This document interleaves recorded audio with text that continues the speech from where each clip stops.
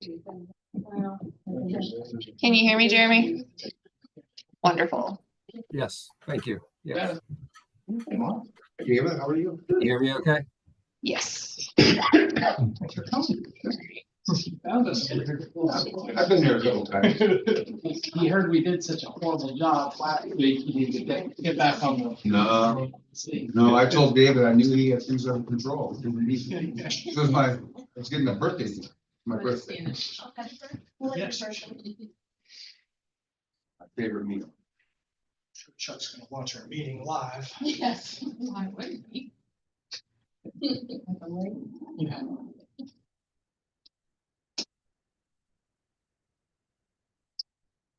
Did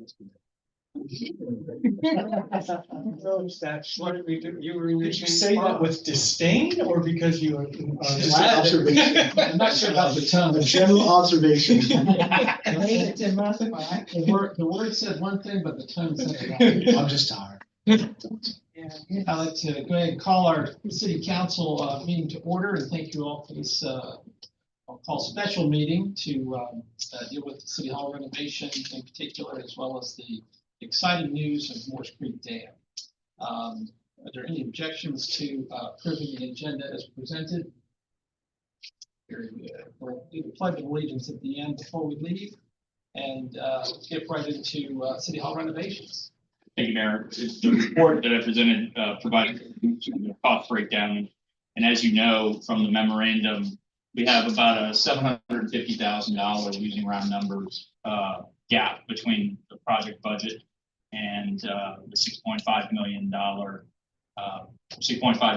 bond that we're planning to issue and what we think the construction project would be.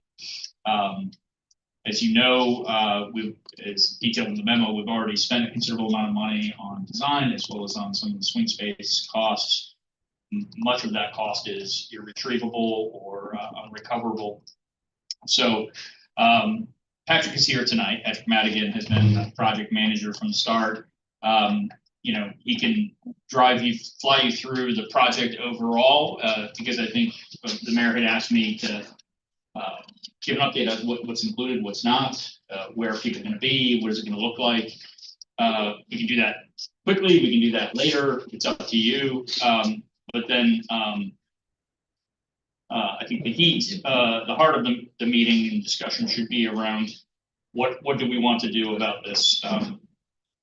There's two options that are discussed in the memorandum. One is to use some of the interest earnings from the bond proceeds when we issue that. Jen has calculated the numbers. If we just took the clearly inarguably Lexington specific bond proceeds, it would be about 400,000 instead of 552. So if we wanted to consider that, which is unbudgeted, and then you can weigh in if I get any of that wrong, that would be available for the City Hall project. And then another thing, I emailed a couple of you, or emailed you, we are revising the budget right now, the draft budget for next year. We anticipate an $800,000 surplus in FY25. So between $800,000 FY25 surplus and the $400,000 bond proceeds, we think we can pay for without cutting some other project or priority, some other planned improvement. We can pay for the project as it's conceived of. Can we reimburse ourselves later if we find out we have any left over? That we haven't spent all the bond proceeds? Yes, Okay. we passed reimbursement resolutions back in the summer of last year. So that if we don't use them, but then we have proceeds left at the end, we can then pay ourselves back for the Yes. City Hall, Yeah. what we take out from balance. Because some of the budget is for contingency, right? Correct. Yeah, that's right. And the bond legislation that you adopted last week also allows for Daniel wrote some language in there that's intentionally flexible or other similar projects, I think is the language. So we could do other stormwater improvements, with the bond proceeds and the bond interest if we don't need it for City Hall. Would you like Patrick to fly through the the project real quickly, or? I think so. Any questions council has, or let's take a look at what the project is going to encompass, and then we can look at the numbers and squeeze. Good evening. Hopefully you're proud because it's just black and white and we didn't spend money on 3D color fly through and spend thousands more. But just to, You just say the word. I will. oh, okay. So sorry, I know it's busy. It's construction drawings, but ask questions, and I'll try to walk us through, any details. But as Tom said, to just start with what work we're doing, just to give you an idea. And some of this may be repetitive because you've heard it, but just to hit that drumbeat again, we're basically going to be gutting and coming back in with new mechanical, electrical, and plumbing throughout, new roof and a new entrance, right? Our back is really our front, and then do some improvements to the true front or the streetscape.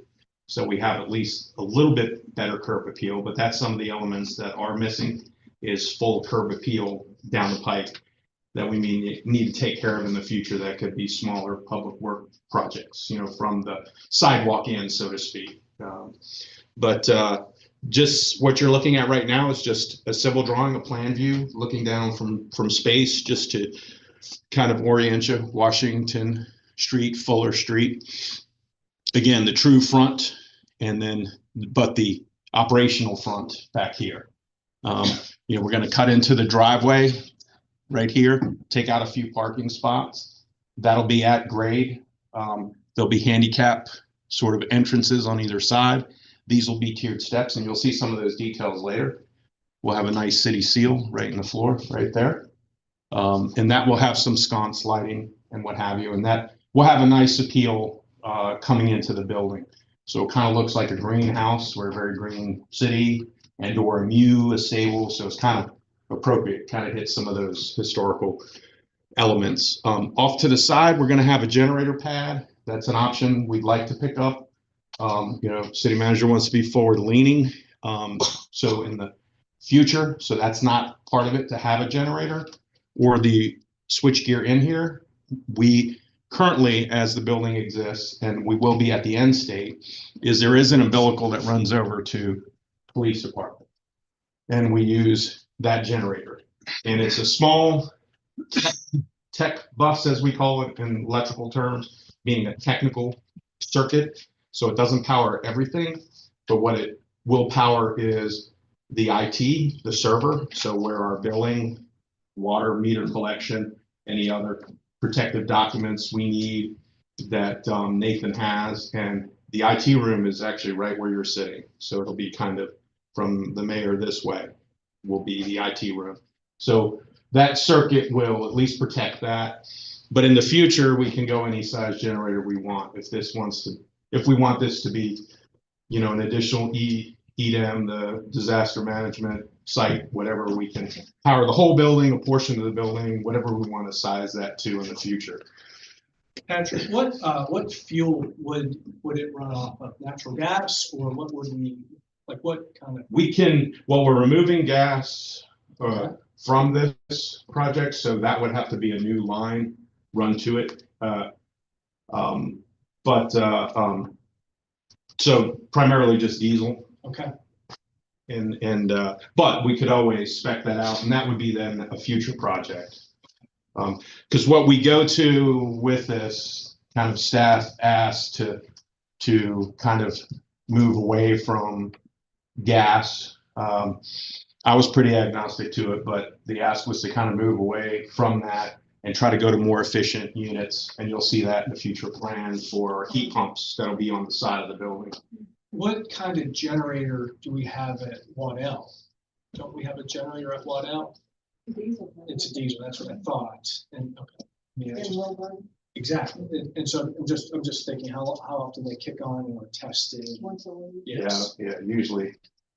I'm just thinking through it, not just thinking out loud, so we're all on the same page on that. That's We good. actually did coordinate with the neighbors. I think we were doing it at like 8 o'clock. And sometime they asked if we could move it 15 minutes just because of the noise. Yeah, that's good. But and the fire station already has a generator, and that's our EOC. Yeah. So is that an ad alternate or is that in part of the project, the generator?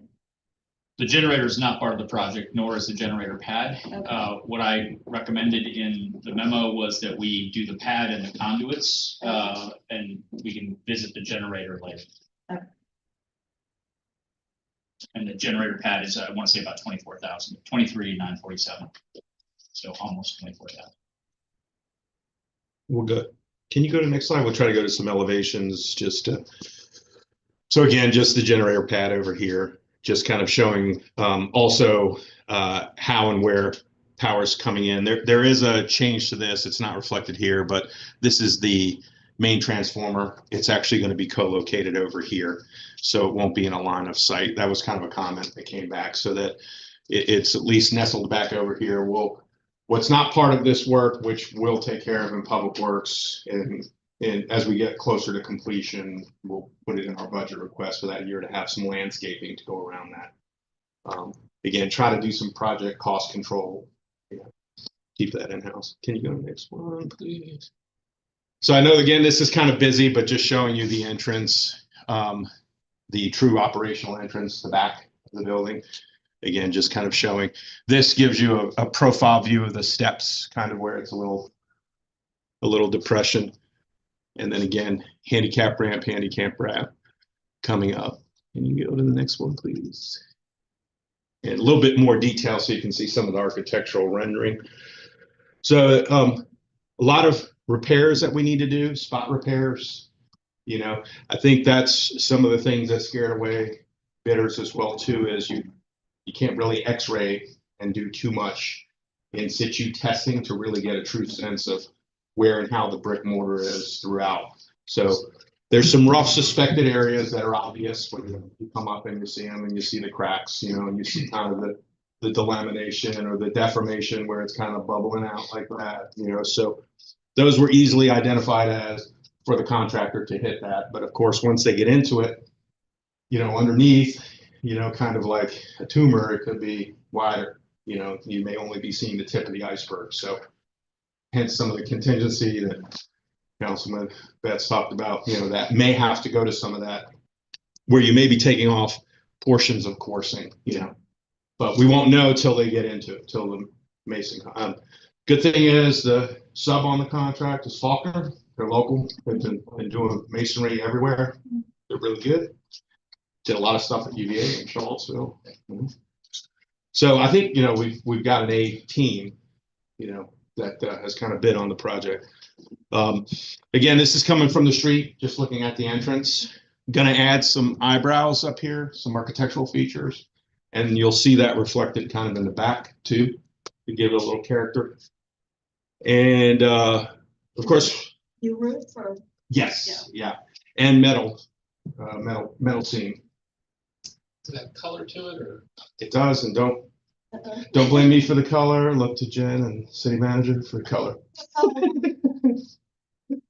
Purple, it should be fine. It was a very solid choice, trust me. What is blue to our neighbors? One side's blue, one's orange. So UVA. Is it a uniform color? It's, Yeah, right.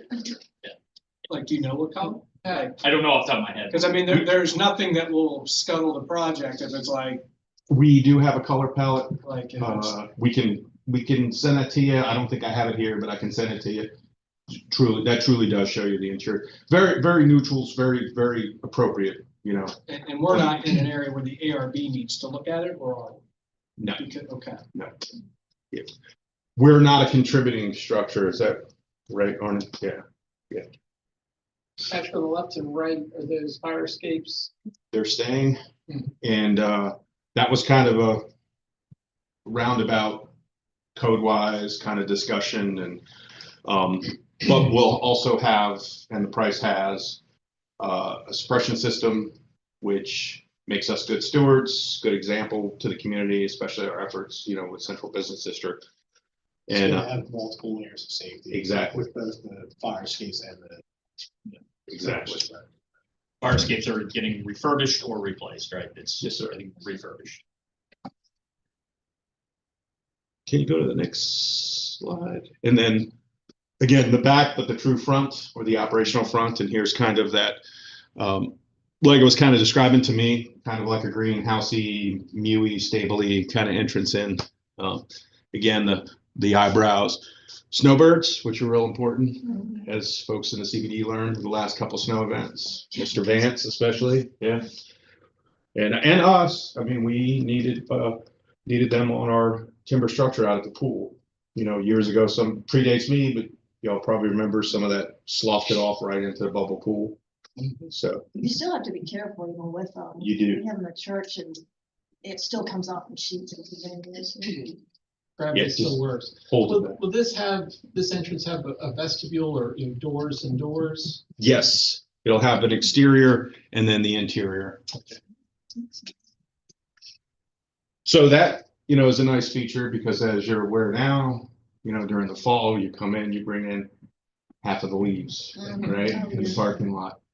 And so staff will definitely enjoy that, or even, you know, our citizens coming in, you know, they'll at least have that stomp the feet and whatever, shake the coat before you come in. You don't cool off the whole building. That's when you right. open the doors. With the elevation, I know I'm trying to ask, I'm not trying to ask it, but is there a chance for flooding? So water coming down, it could come in the back door, or do we have? Good some question. drains? There's slot drains kind of on that back detail. Okay. So it's kind of on the perimeter and then also in the concrete. So it'll certainly come down. You're right. Mhm. So the attempt is that we'll channel it away Okay. and kind of take it down to the side yard. Yeah, not to say some of ours doesn't get inundated. Yeah. If we're slack on keeping it clear, you know, they could potentially overwhelm it, you know, like kind of happens at times out in the streets, but. Next slide, if you don't mind. And then again, just giving you a kind of a side profile. What kind of security features do you have at the doors? Is it? It will have badge access and control. This is looking towards W&L. So this is on that side, you know, of the building. Here's the units again. That's not part of this work. That we'll have to come in and kind of obscure that, screen that with some landscaping, some, you know, brush, red tips, or, you know, something. And then is, as I'm looking at, it looks like maybe a 6-foot vestibule. It's coming out on. Yeah, yes, sir. I think it was 15 feet. It was kind of back on that. Okay. Yeah. A little less than a car. Yeah. Ish. And then, of course, cleaning up, you know, the front and doing some lattice and making that a little bit more eye-popping than just that.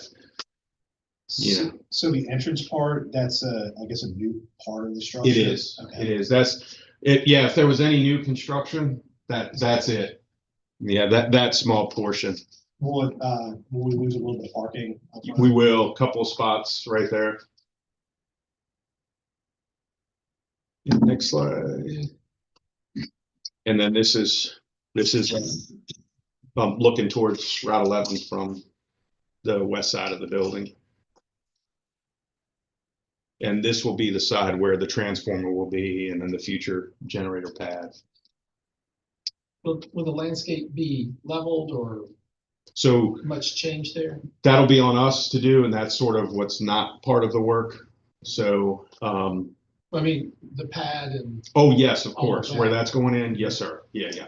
That'll be the little bit of site work kind of done in the yard, so to speak. You're exactly right. Yeah, to level that out. Yeah, and then of course bury, you know, the conduit runs, you know, and they'll penetrate, but it just won't be any of the switch gear in here, you know, or any electronics run.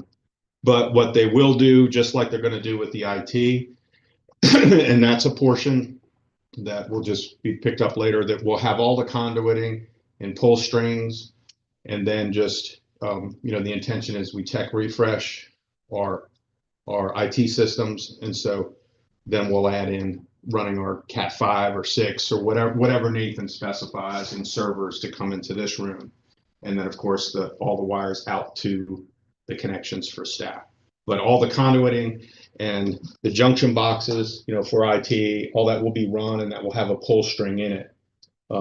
So that is just another element that's just not part of their work to run the network portion. What's the expected day when everything will be complete? Do we have a time frame that, or? So- This is for you, Joseph. Okay. When can we wind this up? So roughly, we gave it well, in the contract 17 months, but when we sit down, then we'll actually have actual dates, because based on what you guys decide tonight, and then we give a notice to proceed, that's when the clock starts, and so we'll fill in the dates from that. Are we still looking to the end of 2026, or are we thinking it'll likely go into 2027? That probably into that summer, so probably just get into the First part, 20. yes, sir, yeah. You know, they could surprise us and, you know, crank it out and not meet any of these, you know, unknowns that I was talking about earlier, you know, with the wall system or the structural system. The other element to keep in mind that they have to do, again, another thing that's minor and everyone's used to it. When I say everyone, I mean just those that have older homes or doing renovations. You know, you have a certain amount of environmental that you have to deal with. And to give you an example, these tiles right here are asbestos tiles. You know, I can eat one and I'm fine, but if I eat five, I'll have problems, right? And just removing one is not a problem, but if I remove the entire room, now I've got a dust, so it's the aggregate that becomes the issue. You know, not the fact that we have it, because it's encapsulated, it's sitting here, it's not in the air, I'm not breathing it, I'm not eating it, but if I start raking it out, you know, or removing it, then it becomes problem by concentration. So we've got that throughout the building. We've got some of these vinyl tiles. We've got some asbestos that's around pipes. Again, it's encapsulated. You know, it's not just you can't have it. It's that you obviously don't want it to become friable, you know, and get into the atmosphere, that kind of stuff. So as they go to remove that, that has to be bagged and sent to a licensed appropriate landfill. So that's a little bit of cost that adds to the project and complexity. Not everyone is comfortable doing that work. So, when looking at the building, of course, there's like a sad little lamp out front. I assume that will go away and be replaced. But the stairs going up to the front only has a center railing. I'm sure that's not code because you can fall off both sides. From the street, yeah. Correct. Mhm. So we'll fix that. But then what about like the utilities from Washington Street into the building? There, we've got wires that go into the building. We've got 2 electrical poles, and then of course we've got the large antenna right out Mhm. here, and then a roof mounted antenna, it looks like. Do you know if we still need the roof mounted antenna? No, that'll probably come off, but what we will have on the roof, I don't have it necessarily in the plan and you don't kind of see it, but we will have a lightning protection system. Okay. So we will have that because of the tower that we do have. And the tower we have is because that's our water, that's our census system carrying our meter data, you know, so.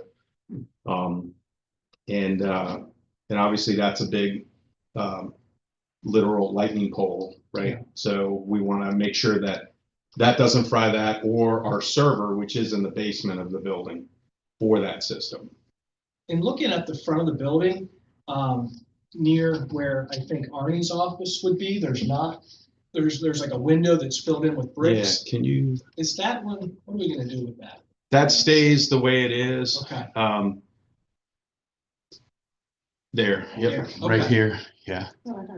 It's original, if you can see that on the old photographs. Okay, well, that's cool. I thought it was, yeah, I don't want to totally change too much. I just was wondering about that. What about the parking lot? There'll be the addition. We have to dig it up for, you said you're not doing the line between the generator here and. That's right, yeah.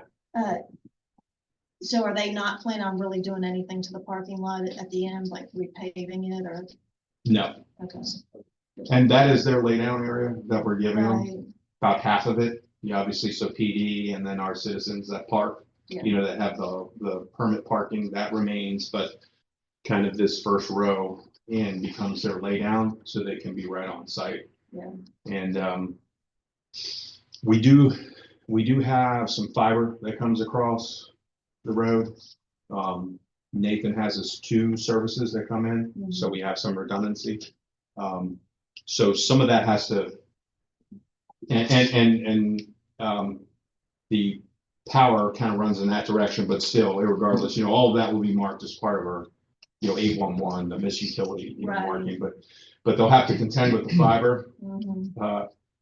And I'm most concerned about that because our intention during the work is the only thing that stays powered and stays here is the server for the census water system, and that stays in the basement. And we can show you that cabinet. I mean, it looks like a huge safe, and it literally is. And so that houses the server for the collection. Yeah, you know, something Nathan might think about is we can use Rana fiber essentially for free and put the server there and get it out of the construction area and at no additional cost. And then in the future, at least use it for backup. But also the parking lot. I just know from like Waddell, we thought we would save them the parking lot, and then you've got this beautiful building, crummy looking parking lot, so we did end up having to resurface it afterwards. At least the section, I mean, because we did just redo this Right, parking lot right. 2 years ago, I Right. think. It was or pretty maybe 3. recent, yeah. So, but, well, are there any features, security features that we're gonna save the money that we spent on, you know, where you can wave your hand and the doors open, all the COVID money, where, you know, for the water sinks and so on. I mean, any of that can be saved, and then like the cameras, anything, or is it all obsolete? So that's a good question. Yeah, the intention wasn't to reuse any of that. I think it really would be kind of negligible. I mean, in a sense, I mean, but we can, and there are some things we are keeping from the building, but most of those are architectural. And to give you an idea, so we did have to do some improvements on some HVAC that we had some issues with. Where Public Works, we're going to pull it out so that we can reuse that somewhere else. So that's at least a heat pump somewhere we can use and have in our pocket. Are we still gonna be selling the furniture that we have here currently, or what's happening to the furniture? Is it coming to the swing space, or? These are really comfortable chairs. Yeah. I would say these. So most of the, well, go ahead, please. Sure. So we're going to collect all of it, and if we can reuse any of it in-house elsewhere, we will.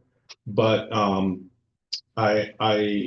we pretty much so there is a DoD had defense reutilization market, DRMO, where that's like your clearinghouse. The state has something similar where we sort of like Sourcewell, or like we do with our vehicles, where we could sell it. But the intention right now is to just warehouse it, and if we can reuse it, or if someone, as we sort of resettle into our swing space, if they want to dig back and get what they need, we at least still have it on hand. And so, to be determined, that's at some point whether we pull that trigger and get rid of all the excess, or at least just try to redistribute it, you know, because we have some eyes on our stuff from Public Works to cherry pick from here too. So, yeah. If we're gonna have a new building, it would be nice to have everything new. Yes, ma'am. It makes sense to do it now than. Yes, ma'am. And it would be functional to the spaces, which is some of the floor plans and how that was all planned out to kind of have that flow and current, you know, kind of ergonomic, you know. Patrick, that portico or whatever that sticks out the back has grids on it. What's the sides of it? What's it made out of? So I think predominantly it was going to be metal, like extruded metal, but it'll be Windows. yes, It's all glass. yes, Frame, but it's all Oh, glass. yes. Because Like a greenhouse. Yeah. Yeah, So on a bright sunshiny day, you want to warm up, step in there. yeah, exactly. And the frame will be that like extruded metal or aluminum, you know. And that will be the main entrance, only one entrance for when folks want to visit the registrar's office to vote early or do something, or come in to pay a water bill. That's now there's 2 choices of doors in the back. You only get one place. Okay. Yes, sir. On the Washington Street side, will that sidewalk be replaced, repaired, eliminated? Or So what's the the plan? work, it only comes out to the steps. It doesn't go all the way to the street. So that's some of the work that's not part of it that we would have to take as a future project. And that's sort of that curb appeal coming in is what is kind of lacking from this. We had it in our assessments that we were doing, our space utilization, but that quickly took the price, up there. Are you Because- talking about Washington Street sidewalk, or are you talking about having a sidewalk from Washington Street along Fuller? There's currently a sidewalk from Washington Street to the current front door. Oh, yes, okay. And that's what I'm speaking to. Okay. Because also, since the front isn't used as an entrance, there is no sidewalk from Washington Street along Fuller or on the other side to the back. Okay. And that would have to be sort of that curb appeal in the future, if that's something we would want to do. We just take it as an individual minor construction project in-house and do that sidewalk as part of the sidewalk overall plan we're looking at, if that gets phased in at some point down the pike, years from now, whatever the case might be.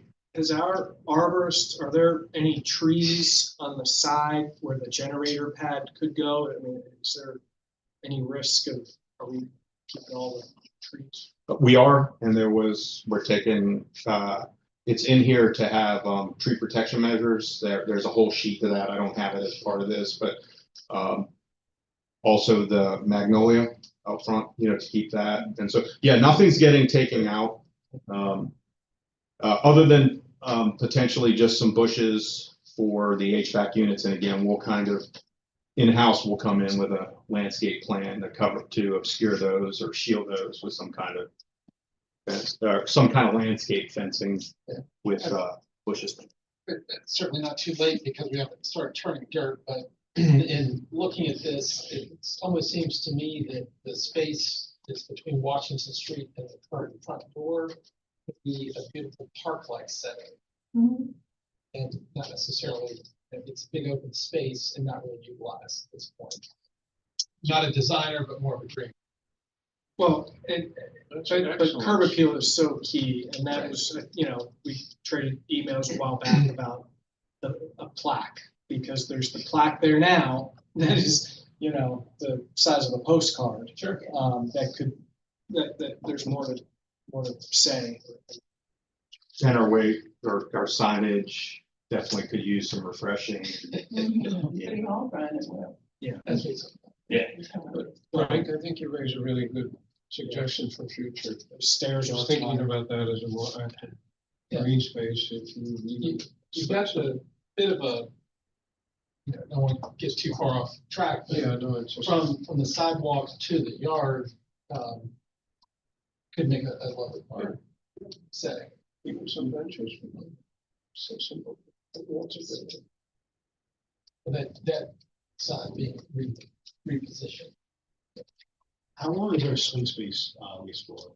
2 years 2 years? with options to renew, options to continue on a month-to-month basis after.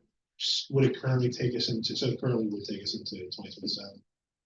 So we entered into it in, I think it starts November of 24, so it will end in October of 26.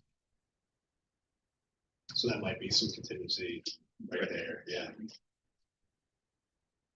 Just part of the reason I didn't want to wait, to Right. March 20th to, clock ticks. One last question on the exterior, and then when we look at the interior. Yes, sir. For instance, lower level black out window there, is that? Thank you, Janie, yeah, right there.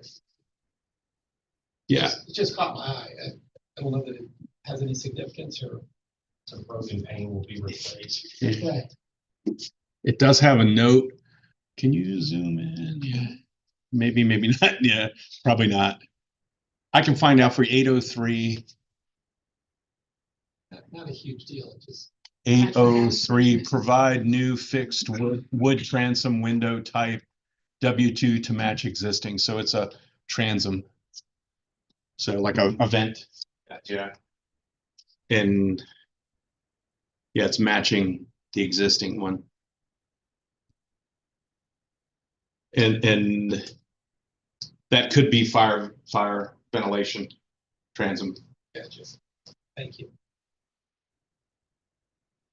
And then just giving you kind of a profile through the building, the stairs, and then also to look. I know it's a little hard to see here, maybe you can see on your pads, but the plan calls to remove the plaster and expose the brick, and then paint the brick,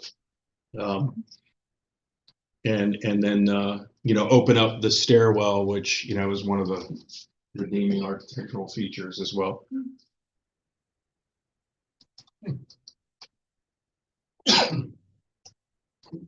Patrick, in this, so in the attic space, will there be anything just mechanical or? There are some, that is where the air handling units will be.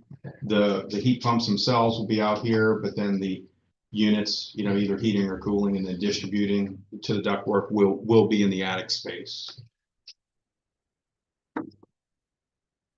Can you keep going? And then this is the first floor, just kind of giving the outlay. Again, kind of the back out here, kind of orienting you, the Washington Street entrance over here. But treasurer stays where they are. Commissioner of Revenue goes where the registrar was. And then the registrar is towards Washington Street. And then Jen and her team stay kind of where they are, but with better configured space, and the bathroom out of her space. So the commissioner of revenue and registrars. Across the halls from each other. Mm-hmm. One other thing to point out, because of that switch, some of the logic behind that, Nick, is two things. One, as David mentioned earlier, there's only one main door from the vestibule. So people going to the commissioner will take a hard left to go towards that office. They won't have to go through a separate door. It'll be under the stairs. So if you can imagine that. And then secondly, when people are coming to vote early, there's a little bit more space for the registrar in the lower left-hand corner. But if people need to queue or socially distance or anything like that, we have the entire hallway, which is pretty much underutilized space. Yeah, they can line up and you can have places for people to rotate so that nobody's feeling intimidated or anything like that. So it's functionally putting them down in that corner on either side allowed us to capture and utilize some of that space for early voting as needed. And then the second floor. So they'll city manager and Janie. Well, actually, Janie's in the middle now, and then city manager's over here. This is kind of switches the mail room that had been here, or storage, visible record storage, rotates over here. Arnie and his folks planning stay where they are, again, just kind of newly configured. And then the bathrooms get reconfigured. And then as we talked about, the IT spaces are right here. And then HR is in the corner. And then conference room over where HR is right now in the kitchen. And the kitchen kind of gets realigned next to the stairs. One thing about this concept, you can see Janie's desk area is facing the stairwell and the elevator. And we did capture some of that hallway space. You can see a door as well as a wall is built basically right out by the water fountains. So a little bit of that underutilized space gets captured and incorporated into Janie's space. I'm really struggling with the IT space designed to be an exterior wall. And you could have that conference room or office with a window. As far as so there's actually two rooms, I guess, in a sense. Yeah. The server will be right where you are. Right. So there won't be an access to a window for the servers and the electronics. Next to it will be the workspace, workbench, and storage of computers for Nathan right next to it. Okay. Like right here. So that will have the window. But are you thinking security? with the IT? Is that the No, concern? More just function. You know, 'cause when it seems like it'd make more sense in the interior of the building, black box type thing, not necessarily for security, but just for human space. I guess that Nathan, his workplace will have a window. Yeah, Is good news, but it's not as bad as I originally thought, so. gotcha. What about security? You mean like, if like a rock comes through the window, you know what I mean? Like, I don't know, just thinking. Well, software wise, he's got a lot of stuff virtualized in the cloud, Yeah, so it can always kind of come back. makes sense. So we're a lot better postured than you would think. You know what I mean? Where granted, you don't want your hardware going down, Right. but you know, there is the ability, he can kind of come back in and plug and play and just download. And a lot of Tyler stuff is up there. There is a lot resident from the older legacy real estate stuff we have, but some of that is getting modernized and, you know, can be virtualized. But yeah, that's why the idea would be that would be your tech load. That will also have the additional fire protection as well. Since we're bringing it in, we'll have a rack that has FM 200 for that, so it'll have its own individual kind of protection.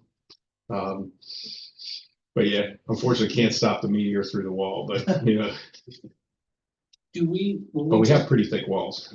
Oh, I was thinking the window specifically. Yeah, like- well, and that's why it'll be right there. So it Okay. won't be. So this will be just his office and like workbench. So the rack of gear will actually be right where Frank is, right there. That makes sense. So it actually will be like in a little tomb or secure room Yeah, that makes me feel better. I was Yes. just thinking if from the any window. hardware was Gotcha. in front of the window. No, it'll be the racks will be exactly where this table is from Frank to Tom or Leslie, kind of right there. Sounds good. We did used to have the racks all at Rana, which is a secured facility, just so you know. We didn't pay extra for it. So it always is an option. The first floor, so it will only have one bathroom, one ADA bathroom, and then the second floor will have a total of 3 bathrooms. Yes. Is that right? Okay. Mhm.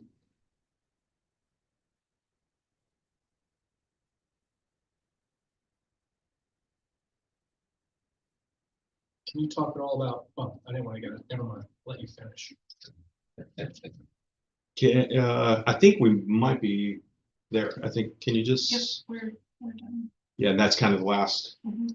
it, just so to give you a little bit of the outside, you know, the site civil plan, the walk around the outside, and then kind of the floor plans, a few section views.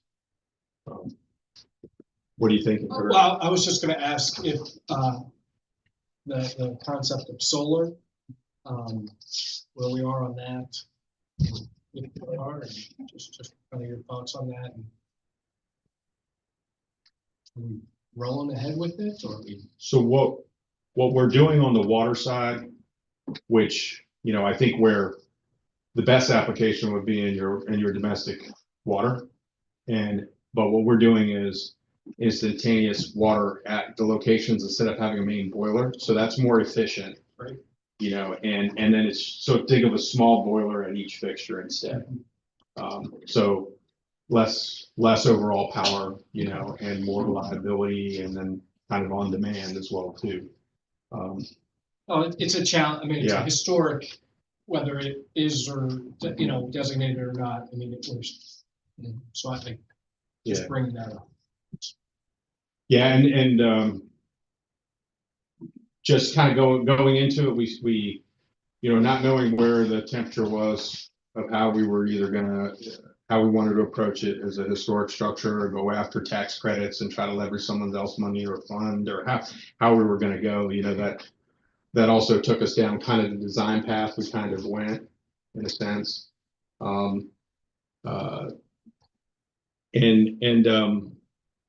If we were trying to go for lead credits, you know, that would be definitely, we try to go for that, more biking infrastructure, things of that. Right. Exactly, Shower yeah. and all that. Gray water reuse and things, then out into the yard. But again, you know, those things had to fall off to try to cost control and stay on point, which is the fabric and the structure of the building. And to give you an idea, I mean, as well, that we didn't approach with this again, because it'd be costly, but there was a staff desire to try to improve the windows. But this project does not include the windows because that would be very costly and start driving that price up. And the methodology was to keep it an envelope that's controlled by those heat pumps for heating and cooling and air exchange, and not having the errant window being open because someone in an office wants fresh air, but then now you display the balance for the whole building. So that's why that wasn't included as well too. But I could appreciate that, wanting to have a window you can open. We all want that, Don't let them get into the super low flow toilets and faucets. Yeah. They're crap. I mean, that's what we have Yeah. at Milburn in our Yeah. hot hall. Yeah. Yeah, you still flush them 3 times. Now you're back to where you were originally. Because we went for the lead design, Mhm. couldn't get it in the end for other reasons, but it wasn't. But when we go to do any of these other curb appeals, or improvements, if you want to look at solar, we want to have a specific component, certainly again, to be good stewards or try to get some green in, we can on those other future projects or curb appeal. Again, just trying to be lean and mean and boil this down and be affordable and, and kind of do that project on the house, and everybody doesn't get what they want, but at least you have, a more sound house than what you need at the moment. And then we can try to get fancy later if we have time or money. Patrick, in the picture, you've got the conference room, and then on the bottom there is the city manager's office. Right here? Yeah. Yes, sir. And what's that in between? This then becomes the mail room or the storage room that is currently here in the hallway. That's currently the little office off of Janie's, and then Janie's office area. That's the same space. The wall, I think, it separates where Janie and I currently are, where Janie currently is from my office, is staying basically in the same alignment. It's not changing in any way. So that would be just opening up those 2 office areas where Janie is today. So reality is that the footprint's not changing materially. Things are getting rearranged, but no additional offices or space to speak of, really. at the end of the day. And staying with the quadrants, it's very much a, Because kind of the load bearing walls and. exactly, that kind of limits you from, Yeah. then we start getting costly, trying to change the supporting elements. Could you just go through what the rooms are on the right side of the, Over here on the second floor. yeah, it's like, So this is the IT office and storage, which is about right where I am right here. And so this will have his maintenance desk, his 2M desk. If he needs to tear apart a computer, he can do it here. And then next to him is then the IT server room. And then this is HR, human resources is in there. The server, everything from the police station's being put back here again. I'm not sure what Nathan's Okay. doing. I think so. Yeah. Yeah. and then going down, like what is, Oh, yeah. what is the rest of, what is the And then- right hand side? And then these are bathrooms. And that's, I think, electrical closet. That's a chase coming up. So that'll be new. And then now you have a new kind of customer, Entrance. yeah, just with Janie behind the glass wall here, and then Arnie, Kate, and Steve, so all the planning folks over here, and then Tom's space over here, city manager over here. Thanks. Yes, sir. Same elevator. Yes, ma'am. Yeah. We'll see if we can't have him tune it up, go a little faster, maybe. In the planning space, is that quasi conference room? No, planning space. Yeah, Yeah. that is, yeah. You have a table there now, Arnie, where you occasionally meet with people. Steve will meet with a contractor, Arnie will meet with. Just be a little more civilized and organized. If we were to add an employee, where would we grow? Where would we add an office? one idea that we talked about was that mail room where Janie is today. I think that desk that you have out there is where we stuck an intern in the past. Is there some room downstairs too, though? Not really. Both the Commissioner of Revenue and Treasurer's Office are very full. There's only 2 employees in the Registrar's office. Other than election rules and people being persnickety about working around an active election, I think you could put somebody there temporarily. In the finance area, there is that one little copy room. We're going to take the copier out of the hallway. That's what I thought there might be space now. So if we needed to put somebody in an office for a year or something like that, probably not a permanent basis, that would probably where we'd put the copier back out in the hallway.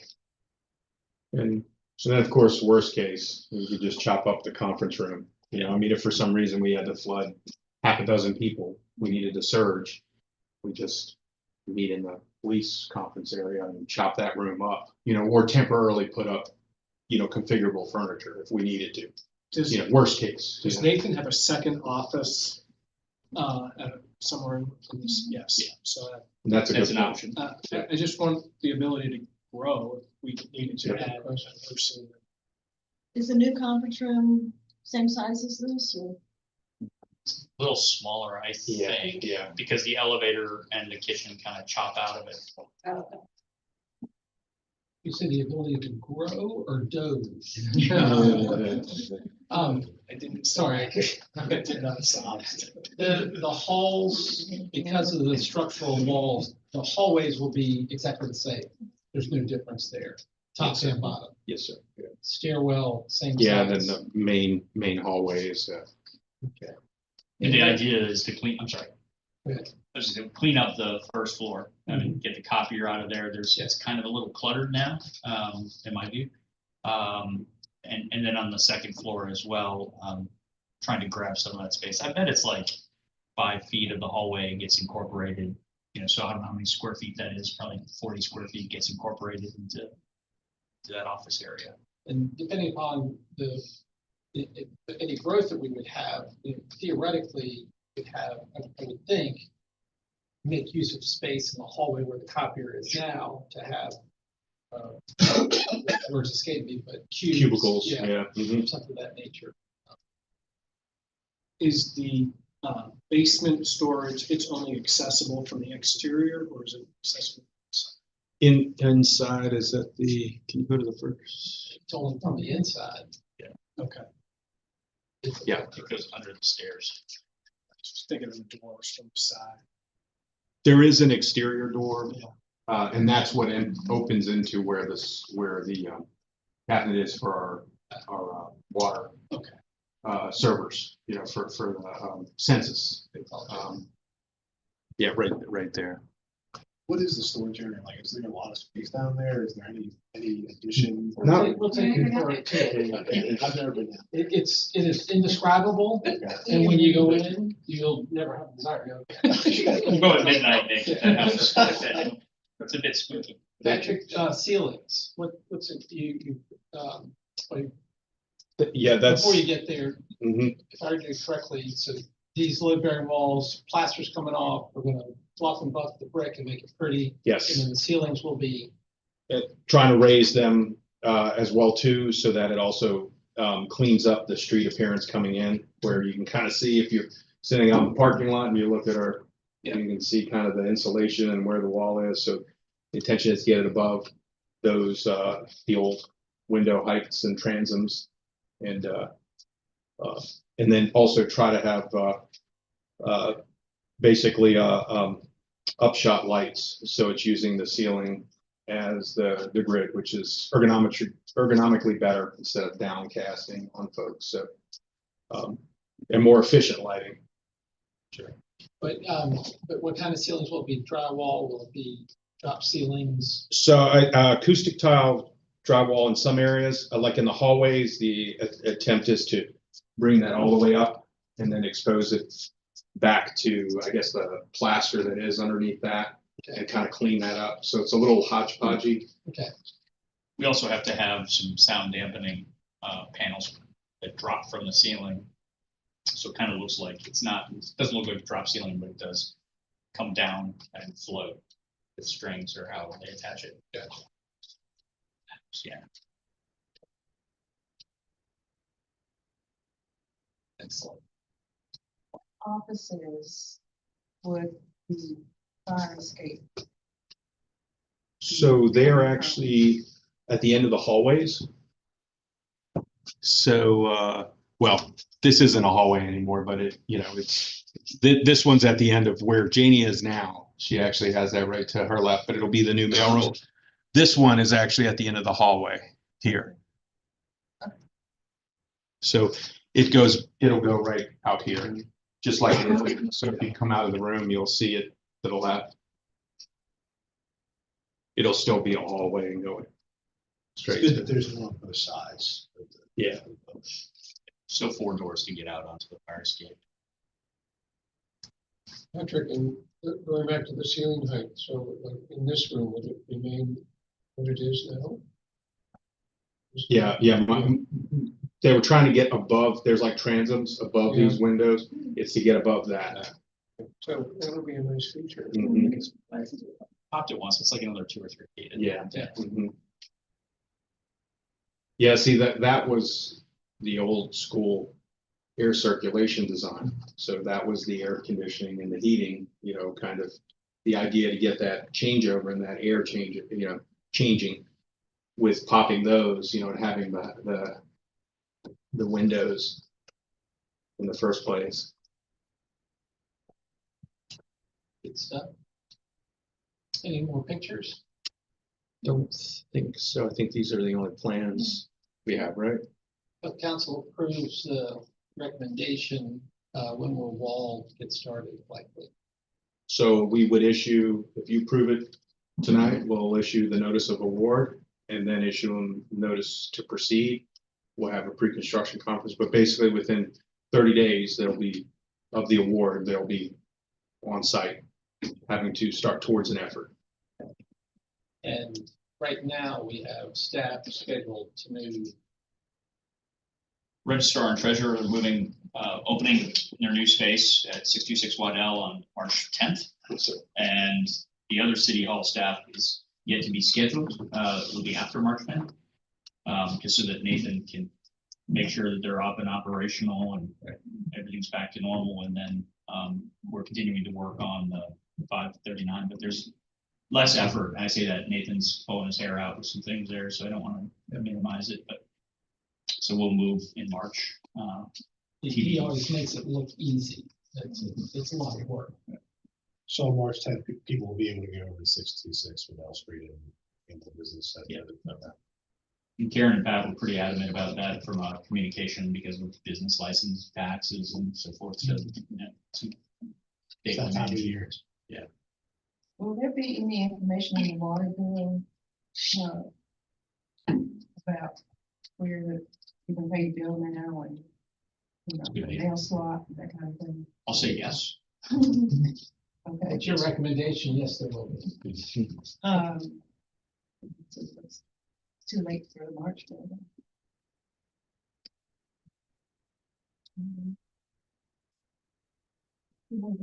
Yes, ma'am.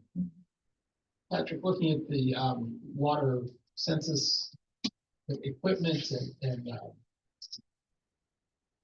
The tower. Tower. Yeah. Are we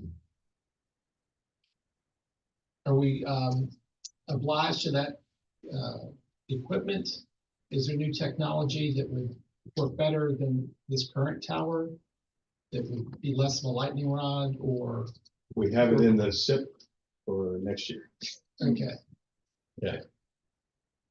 So by the end of this, we could have some new hardware, but not prior to.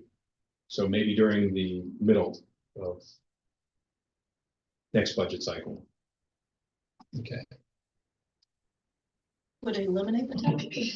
No, we'll just have to do some improvements to the tower. Oh. I'm just thinking with the. Unfortunately, I see where you're asking. Yeah, there's not a solution to kind of bypass it or get it out of the way. Right. We're pretty much married to where it is and how it is. because of the footprint and how it receives. And that would have been something we would have had to started years before this, in a sense, Is there, this is looking backwards and not worth discussing, but wonder why we didn't put it at Public Works. It's here. Yeah. Very good. Yeah, I think they just looked at existing infrastructure and towers that existed. And then they did what they call a propagation study, and they just looked at the radio signal and the strength of it. And it looks like an amoeba chart, as they call it, and kind of stoplight, red, yellow, green, and you kind of get a sense of where the optimum, and it came up that where this tower was, it was optimum. And there's a reason why the police, communication was here, and because it does kind of just the radio waves, propagate kind of perfectly here and then Enfield, Other questions, members of council have?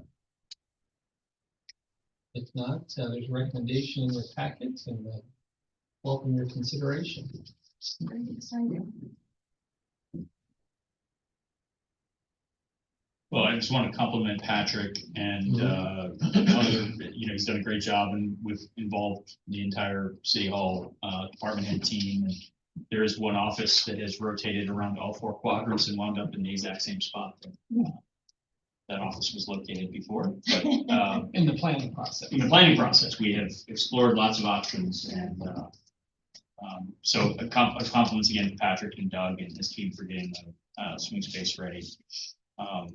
As I mentioned earlier, with the expected and unbudgeted $800,000 budget surplus that we anticipate FY25 ending with, as well as the city of Lexington on a indisputable $400,000 or so of bond proceeds, interest income. We have the funds to cover the project. Happy to entertain cutting out furniture and fixtures and the pros and cons of doing that. We do have a contingency. It's 8%. It's not exactly a fat contingency in my estimation for historic renovation. We'll manage towards that number, but I can't, there's no guarantee. Can the construction contingency also be used for swing space if that have to come from somewhere else? Well, the swing space costs, Jen, are being put into the budget, are they not? Yeah. So it's not, let me get in center city question. Because I think, are we gonna need more months of the swing space? Does that make sense? We may, but We'll find that elsewhere, is what you're saying. I think it's too early to determine until we get underway with construction, whether we're going to need more than the October of 26. Thanks. I'll make a motion so we can then discuss, but I make a motion to accept the bid and to utilize either capital fund balances, interest, earnings, or budget surplus funds to make up the difference in the budget. That could be between $250,000 and $725,000. Have a motion, a second. Discussion. We will, it's always, don't want to look too far into the future and everything, but it's great that we've got a surplus.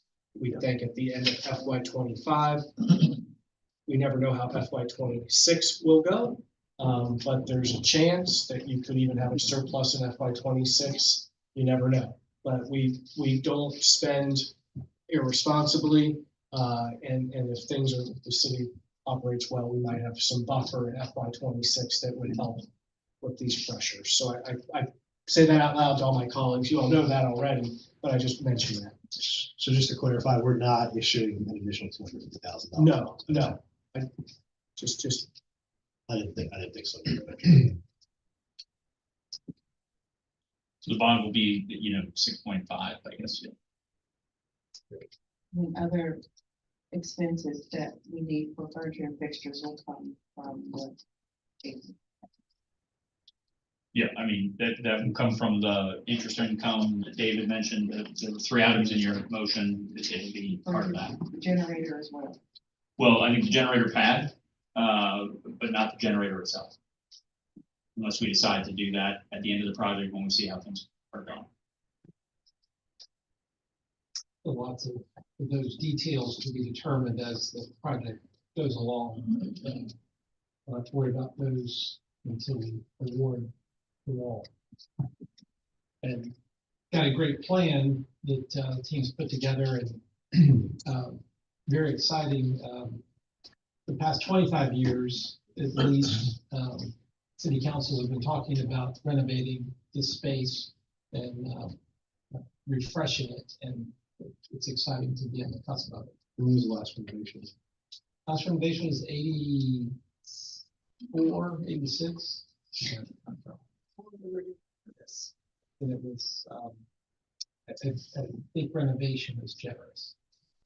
I'd like to ask Patrick and Tom and Jen and whoever else is working on this, does this include everything that you think we need at this point? Yeah, the generator, City Hall is a facility. When we had the incident, was The the duration? ratio. Sorry, I can't ever remember what it was called. Yeah. City Hall was out of business. We should have a generator for continuity of business operations. So no, but I think we're making provisions to add that. If we include the generator in David's motion, that it's included. So I think other than site work and this idea of a park, which needs to be planned out and thought through, as long as there's a goal to do that, I think the answer is yes, other than the generator. Jen, Janie, Patrick. Sprinkler system? Yep. Security, cameras, Yes. Secure spaces, secure entry with the barn door opening. I would say that the one thing that's probably missing that David may have mentioned is expansion. It would be really reasonably tight if we grow our city staff. right? When we made some decisions last fall, I was really hoping that we would go toward expansion at that point, get it all out of the way. Here we are. Any other discussion? Hearing none, ask for a roll call vote. Mr. Ziegler. Aye. Mr. Betts. Aye. Ms. Strong. Aye. Mr. Driscoll. Aye. Ms. Alexander. Yes. And Aye. Mr. Smith is absent, and motion carries 5-0. I can remember when this was at school. I remember when this is important. And I played softball like that. Every day, No parking lot. about dirt, Beautiful. smelling concrete. Someone else had thought about that. At the time. Patrick, thanks for getting us to this point and for getting us to the finish line, and look forward to the exciting work to begin. Well, thank you for the support. We'll take the bull by the horn. Excellent. Next item on our agenda is the Morse Creek Dam celebration. I asked Patrick to have some pictures that were in the report, as well as some maps, and make sure that everyone understands where it is. We're happy to walk you through that. There's no way to make this sound good. It's about $172,000 scope of work. We'll be fine with 170. We're applying for 50% grants at the end of the week. It is a reimbursable grant, it's a competitive grant, so we don't know whether we'll get it.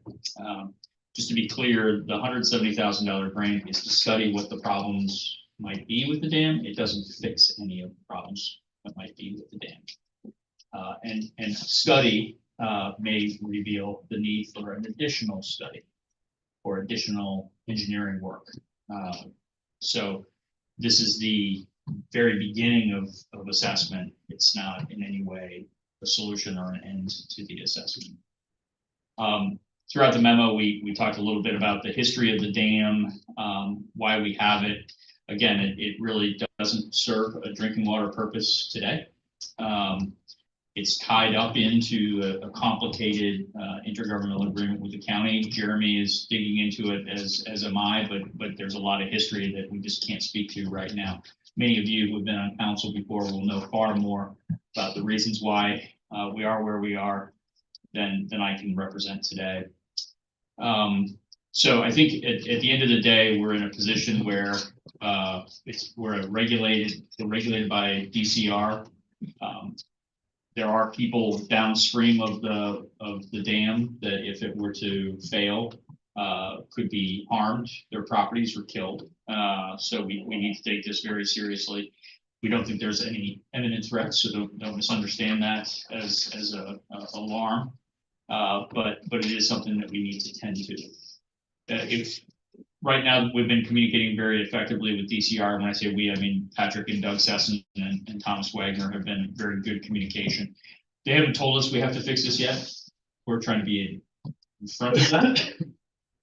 Timmons is saying this is what is our consultant. They're saying this is the scope of work that we're needed to assess what the issue might be.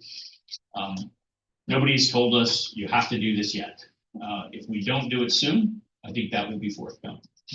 I'd rather get in front of it and be proactive and stay working with our regulators at DCR when waiting. As I mentioned, we want to get started on this fairly soon, but if council is uncomfortable right now, we can probably delay this until March 20th. But I think at that point, we'll be under greater pressure to move forward with this assessment. Patrick, I don't know if you want to add anything or show your pictures. Sure thing. Just late breaking that, as city manager said, it's been submitted to DCR. It's due by tomorrow, but it got submitted yesterday, and it has already gone through the 2 initial wickets that it needs to be upchecked and supported within DCR staff. Our regional engineer, who's in Charlottesville, where Region 6, the state is busted up, and there's an engineer who's in charge of all the dams. Virginia has thousands of dams, most of them in the private side, on farms. And a lot of the grant funding over the last few years has kind of skewed more towards the private side of funding. Last year, they had close to 3 million. This year, they have 4 million. About 20% of the funding last year went to localities. But there's a little bit more in the kitty. DCR is aware of where we're at. And so it's at least gone through those first 2 stages pretty quickly, which just shows me that there is that endorsement from the state and the regulators themselves to help figure out what's going on. And we do have some pictures to show you well, I guess the only other thing to add, so to this investigation that it will give us is, it will give us some of the engineering data that we need for the materials, the slope stability, a lot of the other geotechnical information that we would need to either repair or reconfigure the dam if needed. And by reconfigure, I mean bring it back to its original state.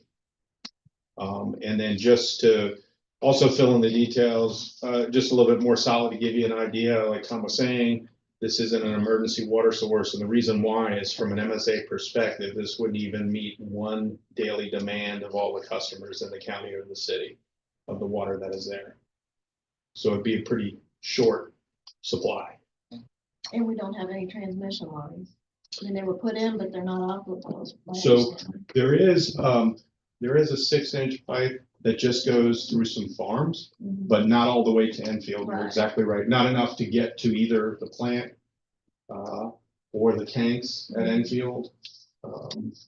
They kind of end halfway, because it's 12 miles out. And I guess, can you scroll all the way down? I guess just those that haven't been able to give you an idea. We have, I think,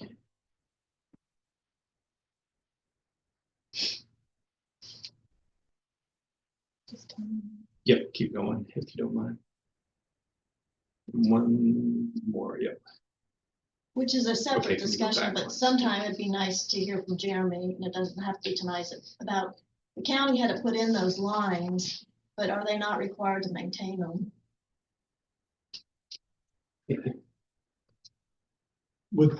That brings up maybe another one, was this ever connected to, is there any current connection between the dam and the water treatment plant? None. There was original, I There mean, at was. one point there were lines put in at the original, I think it's my. So there was, but it was taken out, or what happened with that? Some of it was abandoned as it failed over the length of it. And so it's about 12 miles out. And it did go to Enfield at one point, which also Connor Springs came into Enfield. And over time, as the lines failed, and I'm talking from the 50s on, it just kept getting truncated and truncated back up towards the reservoir. So they there- just were never maintained. There's no That's right. connection. Okay. That's right. And it services about 5 farms, just a few miles. And how that pipe or distribution gets charged is actually downstream of the dam. And it can you go, I think, forward one? Is there at least some moral obligation for those farms? I mean, I think they allow a right of way for a tap into that line. They do. Yeah, and I have not read them in detail, and I don't know if Jeremy's had a chance to see them. What we did find with some of the Connor Springs that go back, some of those go back quite a ways, 150, 130 years ago, that some of that language says in perpetuity. Right. I don't know if for Morse Creek it says, it has that adjective, What was the date? We think between 1907 and 1926, we're going to specific. First dam was built in. Frank, there's one document I've reviewed that talks about the Moores Creek Dam being the emergency water supply for the city, the county, and the authority. But there are some older documents that it refers to that I'm going to have to take a look at to try to figure out if there is a duration or a term. To Leslie's question, the document I'm looking at, again, I don't know that it's the universe of all applicable documents, says the county is responsible for the cost, which begs the question, does that mean they're reimbursing us after we maintain it? Or does that mean they're responsible for the maintenance? There's some ambiguity there. But again, there's more to look at to answer any of these questions. Have you went through section 4 of the emergency water supply agreement? I've gone through sections of the amendments to the joint services contracts. I don't know if that's. I think that's probably what you're talking about. Yeah, just a suggestion to maybe kind of look at section 4. Yeah, that's what puts the burden for the costs on the county. The county agrees to reimburse the city for the cost of constructing certain infrastructure, and then to reimburse the Moore Service Authority for certain costs. And then there's some other reference in here. But if there's something specific you're talking about, Nick, then we can talk offline. Yeah. But I mentioned this, I'm not sure how old it is, it may be 6 to 10 years old, but we were required to do an inundation study. So that we're talking about people's homes being wiped out downstream. The inundation study, if there's a total failure, what that would look like in the home would be impacted. We don't anticipate that would happen, something that would be catastrophic.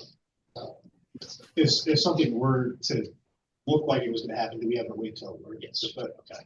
We have an emergency operations plan, and we test on it every year. Tested on it in December, and we activated the first phase of 3 phases, the DEFCON 1 kind of thing, the lowest level, and we've been at that since the start. Can you go back to describe a study? I mean, what you're hoping to get for the work, and then how it's going to help make it just choices on what needs to be done Yeah, certainly. So in the time frame. can you scroll, think back or forward 1 or 2 slides?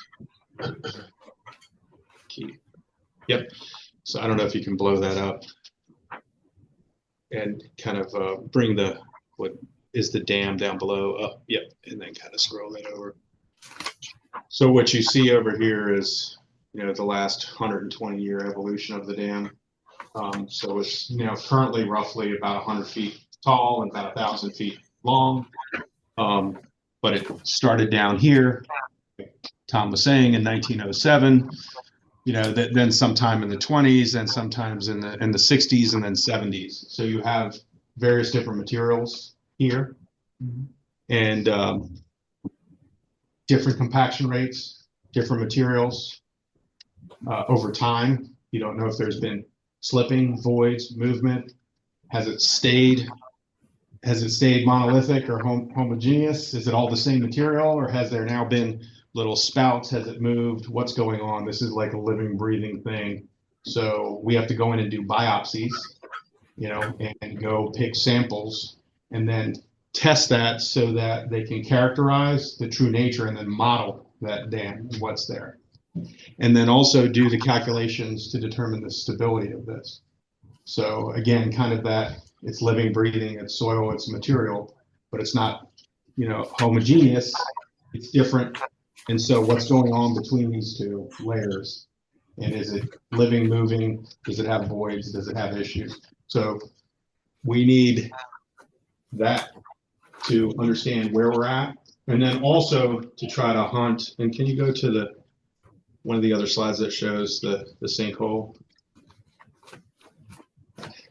And none of that was covered in, I know we did the inundation study, but do we do another study with it that caused us to raise the crest 6 feet? So what caused us to do that was the fact that the state came out and said, as we get more and more accurate with our hydrology and our hydraulic data and information, so we have a better picture of what rainfall events truly are and how much. And so that changes the shape of what gets captured by our data. And so from that gets extrapolated out what its safe height would be based on sort of normal years, or then even going into the 2, 5, 10, 100-year storm, and where those levels would be now that you have better, hydraulic or hydrology of understanding the true amount of water that's going to be captured.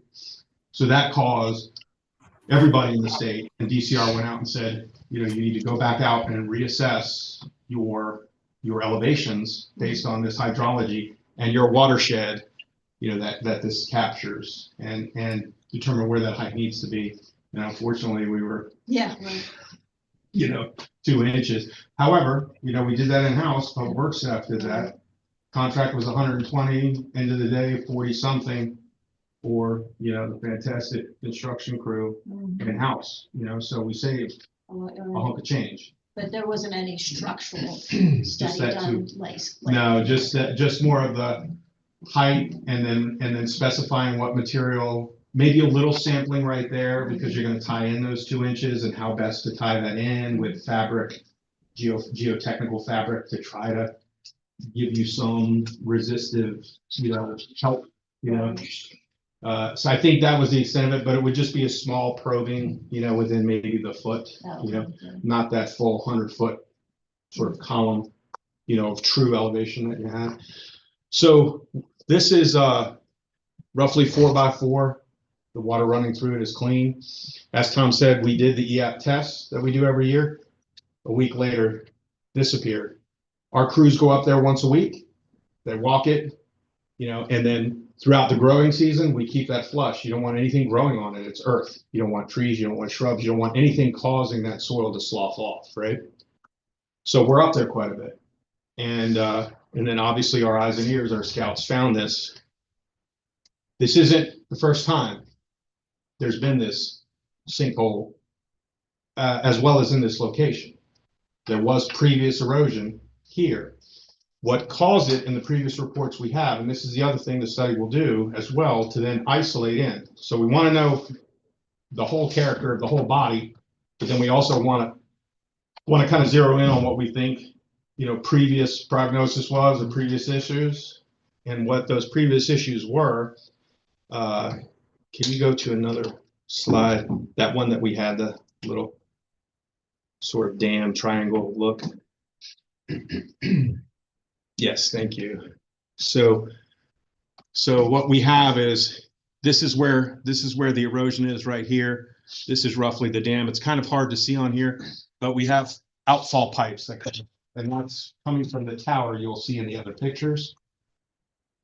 These are concrete pipes, again, dating back, one over here to the 20s, these to the 60s and 70s. One of the concrete pipes wound up having leaks and some cracking and some collapsing. And so that intruded water, which then traveled the path through the dam and then down the hill. Who put the pipes in? Combination of us, city public works folks throughout the 60s and 70s, some contractors going way back when, but really done all in-house. We have a whole picture book down at Public Works of our guys actually that built the tower. It was designed by an A&E firm, so it was licensed engineer designed it. And then there was some assistance with the Corps at some point with some work back from what I can tell, through some of our archives. But it goes way back. I think trying to find liability, negligence, I think it's just really material and age, But that pipe wound up basically cracking, having some leaks. So the water kind of traveled that pipe length and then came down. This is a natural channel. The spillway's over here where Jeremy is. So if the level goes to just under 2 inches, it's going to always flow out of this spillway that's over here and come down this. That's the emergency spillway to release the water, the energy, that's behind the dam. But these pipes, what it was determined, had some leaking. So they went in and injected basically like a bentonite marine concrete around the pipe to seal it, to put in a splint, a patch, where it was leaking. That seemed to have stopped it. That may be the issue again. We don't know. So some of that is going to be isolated to look at that, but it's also going to look at the entire dam to determine what's going on as well too, and the rest of the health, because it could be coming in some other direction that we don't know. It could be some other issue. Will the study give us options and or recommendations of what can be done? Absolutely. It should give us at least the understanding of what the materials have determined, what the slope stability is, and then some AOAs, some analysis of alternatives, and that kind of goes into what Tom was saying, where then it may be a menu that we pick, which direction we go. And some of that may be, like I said as well, we'll capture enough data that if we look at kind of like what we did on the Maury River, where you have to remove it, because just unfortunately, it's either cost prohibitive or there's just no way we can get it repaired without rebuilding it, The reason I asked is some of the issues we've been talking about are important background issues, but they're not. Right now, we're trying to say yes or no on 170,000 to go ahead. So that other research is important on the legal side, the history and everything else, but I don't think there's any doubt about the need to go ahead pronto. Yeah, the question I have is, the grant you're applying for, it's not reimbursable, is that right? We have to receive the grant ahead of time to use it or not? I think it is reimbursable. It is reimbursable, Yeah. okay. Have we asked the county if they would contribute to the study at all? No, I'm happy to do that, but I can tell you the answer. Yeah. It couldn't hurt to ask. I mean, No, ask, no. we have a lot of regional cooperation, we contribute to the airport study, like with tourism, all kinds of things, so it couldn't hurt to ask. I'll be happy to ask, Spencer tomorrow. We're trying. Similarly, what I recall in looking at the issues that we had before with this dam and recommendation from DCR to do the innovation study and some other work associated with it. And you're talking about a lot of money because it's a lot of time and effort to do these studies. And what I recall, the engineer from DCR, he asked, and I was one that said, if it's optional, I'd rather not do it. I've got other things I'd rather spend money on. And he enlightened us that that was not an option. So it's the 170 and the study are not optional and are just the first step. So it's the hazard of owning a hazard. We've been very lucky because we expected to spend a lot of money a long time ago, and yet Public Works did their great work on raising the spillway, and as the inundation study went okay, and we didn't have to spend the money we thought we were going to, but now it's. It's kind of like the other dam, that issue that we had, that if we don't do something, something happens. And it's all of our fault back on us with regard to liability. So we have to do our due diligence to make sure that we keeping it as safe as we can properly do it. I remember in that discussion, I think it was Chuck, we had a great line, it's a regional asset and a local liability.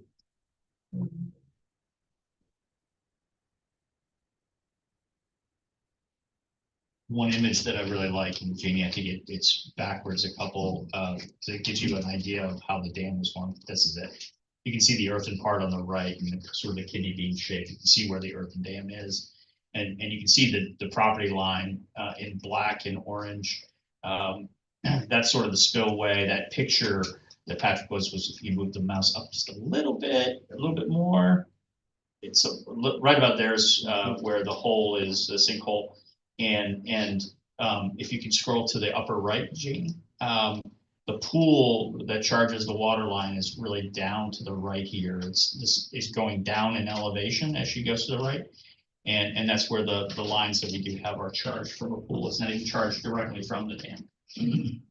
So we'll be exploring this as we proceed and figuring out what to do. There's a lot to get into. Can I add one thing to what you said, Tom?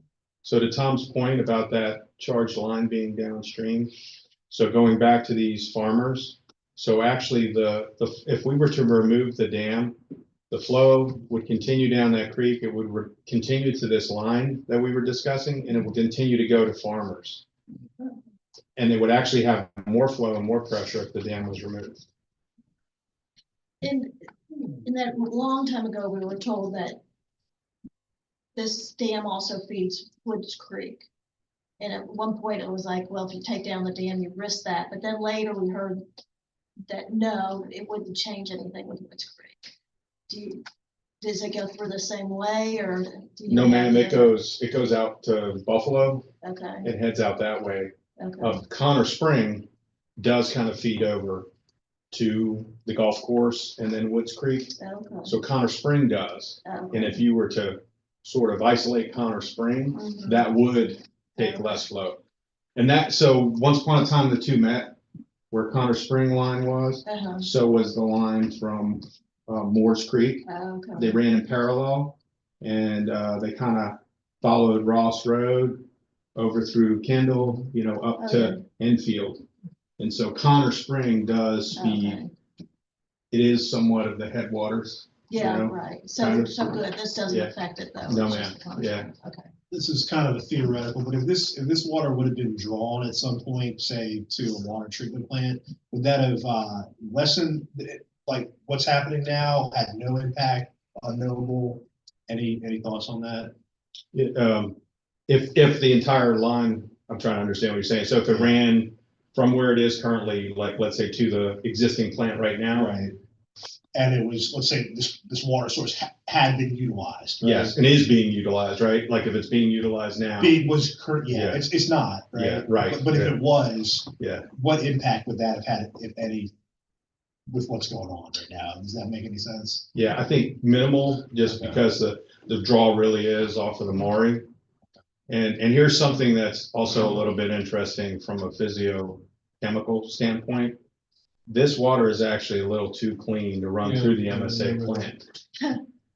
Because typically the plant is set up and the treatment process, you would have to change the permit, you would have to change the treatment modalities that we do and chemicals that we do, because the source water from the Maury, is got more in it, more constituents and contaminants, because it's coming off farms and fields. Yeah. this is coming right off of North Mountain, you know, so, and percolating up through some limestone and, you know. It's a bottle. Yeah. There you go. It's really only 1 day of supply? That's amazing. Yeah. Yeah, it's, so if you can go through the pictures, you'll see it's actually not as deep or as much of a bathtub as you would think. You can kind of see. So the other thing to make you aware of, so what we've been doing is trying to sleuth of what I had told you earlier about whether or not the water that was going through these outfall pipes. And it was also a suggestion from DCR. So we have been allowing water off of the reservoir and dropping it about 6 inches a day. And we were trying to get to a point where could we stop anything going through the outfall pipes and then see if we still had water flowing through the sinkhole. We haven't been able to get there yet, unfortunately, because for the 2 inches of rain that we get or the multiple inches of snow. So for every 2 inches of rain, it raises our reservoir 4 feet. And so it's been a race, and we've been doing this to try to get there to see if we could stop that flow. And then that would be at least another data point, maybe not a smoking gun, maybe a smoking gun, to understand, is it that same problem that happened before? Do we have a repeat of that issue again? Yeah.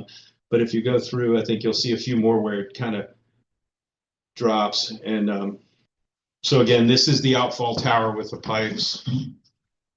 And there's 2 different valves, 2 different size outfall pipes that run off of that. If you keep scrolling through.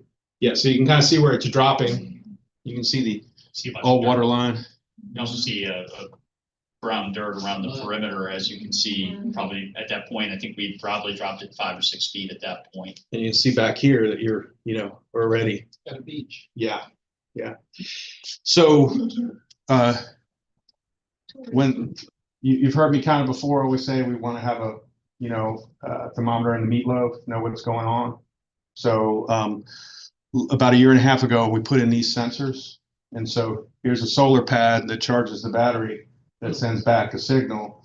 And we have a little sensor right here that's constantly looking at height. So that can kind of feed into the inundation study so we can know. And it alerts us. I get alerts on my phone.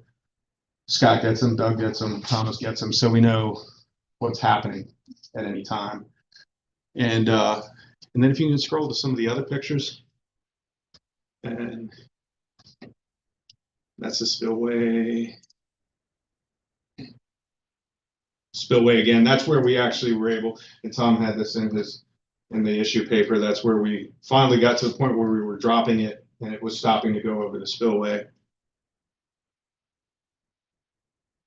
When you drop it, where does the water go?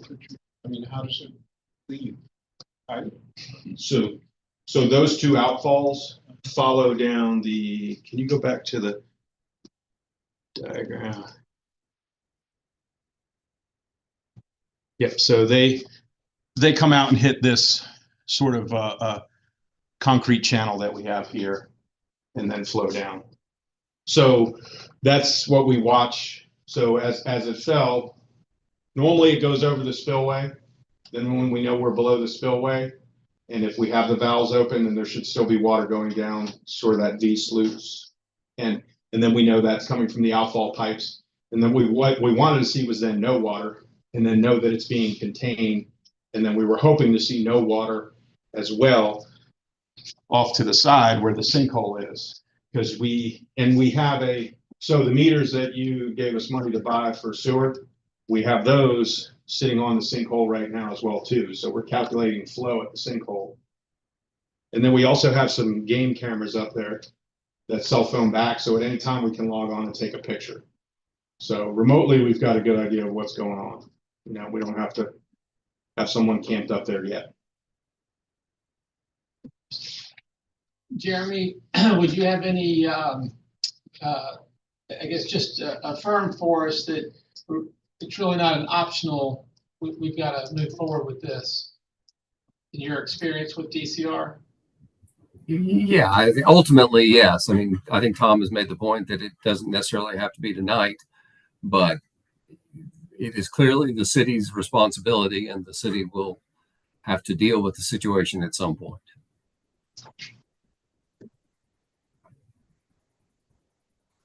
Thank you, sir. And the 170, was that an estimate from DCR, from? Timmons, I think the grant that we submitted was for 172 and change. So we've applied for 50% of that. Okay. Very good. So what's your pleasure?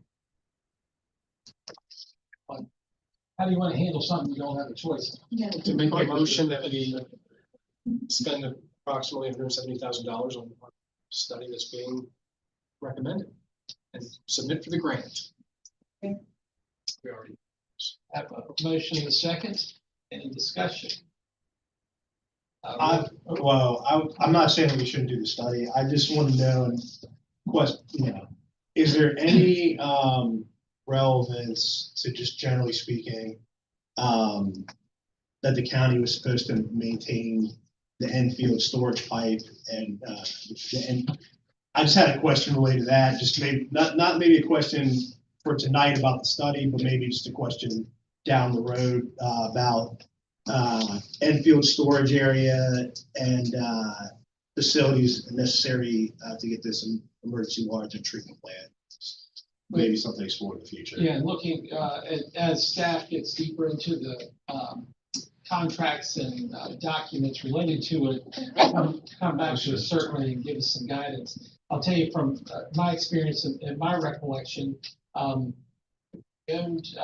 quite a bit of property around Morse Creek Dam and the dam, and we sold a big chunk to the state for state forest. We said, please buy the dam. They said, no, thank you. So, thank you, state. We offered it to the county, and they said, no, we've got an agreement that says you're going to maintain it as a backup water supply forever. To your point, that was a different board.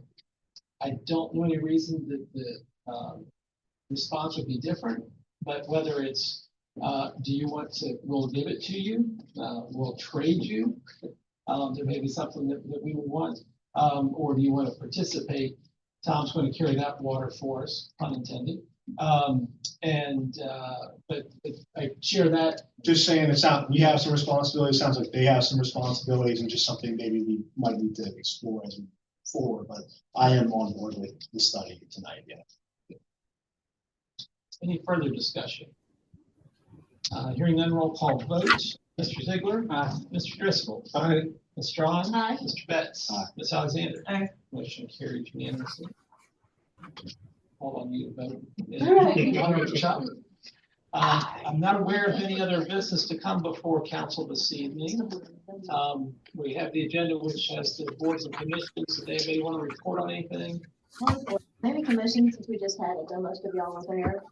We had a signed application, entrance corridor certificate appropriateness for Sunrise Barbecue at 465 East Nelson Street, was unanimously approved. And we had an application by John Adamson for approval of a conditional use permit to allow portions of the former Grand building to be used as an educational facility, college, university, and that was approved 5-0. Just 5-1, sorry. Any questions? Any other commissions or boards? Jeremy, anything on your mind? No, sir. I think most of the materials I've been reviewing of late have had to do with the things we talked about this evening, and I'll continue to look into those issues. I will say, to Nick's point, moving forward with our obligation to look into this issue of the dam does not mean if there's an avenue for seeking contribution from others that we would be prohibited from doing so if we have some kind of recourse. So looking into these materials hopefully will shed some light on those areas. To be determined and updated on March 20th. City manager, any issues? Thank you.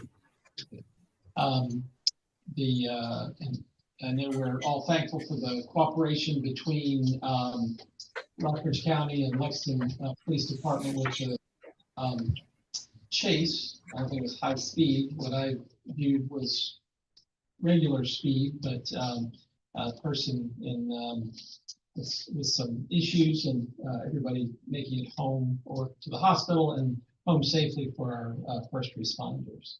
Well, Just, I think Reverend Early came in, if there's any public comment, thank you, yes. You know, I just didn't want to skip over that. Yes, thank you so much. You know, we didn't have the parade this year. And we got a lot of concern from citizens about not having the parade. So we're going to have something in lieu of the parade on April 4th. And it will be at Richardson Park from 4:30 to 6:30. We're working out all the particulars of the kind of program we want to have. And as soon as those plans are finalized, we'll let you know. You said April 4th? April 4th. 4:30 to 6:30? Yes. Will not be a parade, but will be an event. Yes. Fantastic. Thank you, David. Yes. Although it can snow in May. Exactly. We've had that before, so we'll hope and pray for a beautiful day, beautiful evening. Yeah. Is, make sure there's nothing else. Well, we have consideration of minute. I'm sorry. We have to like to. Yes. Thank you. I'm just out of my element, being in this room, thinking about my days and getting my driver's license in this room from the judge. I have no report, but I'll invite you all to please stand and join me in the pledge of allegiance. Pledge allegiance to the flag of the United States of America, to the republic which stands one nation, under God, indivisible, with liberty and justice for all.